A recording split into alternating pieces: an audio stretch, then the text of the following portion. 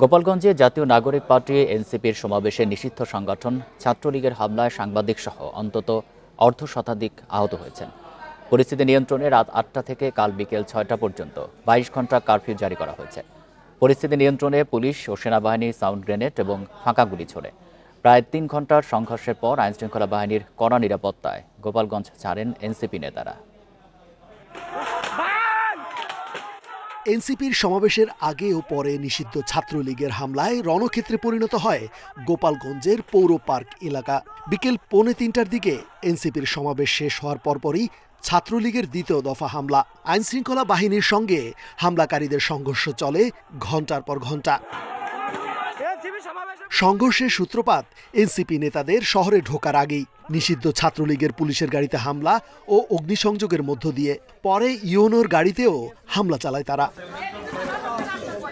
কেন্দ্রীয় নেতাদের সমাবেশস্থলে পৌঁছানোর আগেই দুপুর ১:৩০টার দিকে আওয়ামী লীগ ছাত্রলীগ কর্মীরা এনসিপির সমাবেশ মঞ্চে প্রথম দফা হামলা চালায়।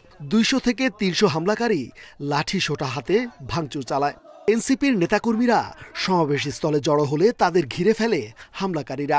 পরে এনসিপি ও পুলিশ এক হয়ে ধাওয়া দিলে পালিয়ে যায় হামলাকারীরা। এ সময় এনসিপি সেখানে সমাবেশ শুরু করে। যদিও এসব হামলার ঘটনায় পুলিশকে নিষ্ক্রিয় থাকার অভিযোগ করেন এনসিপির নেতারা। সংক্ষিপ্ত সমাবেশ শেষে নেতারা পুলিশি নিরাপত্তায় টেকেরহাট হয়ে মাদারীপুর যাওয়ার পথে দুপুর ৩:৩০টার দিকে শহরের লঞ্চঘাট এলাকায় গোপালগঞ্জ সরকারি কলেজের সামনে ফের হামলার মুখে পড়ে। সমাবেশস্থলের চেয়ারসহ অন্যান্য সরঞ্জাম রাস্তায় এনে পুড়িয়ে দেওয়া হয়। হামলার মুখে ছত্রভঙ্গ হয়ে যায় এনসিপি নেতারা। এরপর পুলিশের সঙ্গে চলে হামলাকারীদের ধাওয়া পাল্টা ধাওয়া। পুলিশকে লক্ষ্য করে ইট পাটকেল নিক্ষেপ, জবাবে পুলিশ সাউন্ড গ্রেনেড ও কাঁদানে গ্যাস ছোড়ে। থমথমে পরিস্থিতি গোটা শহরে।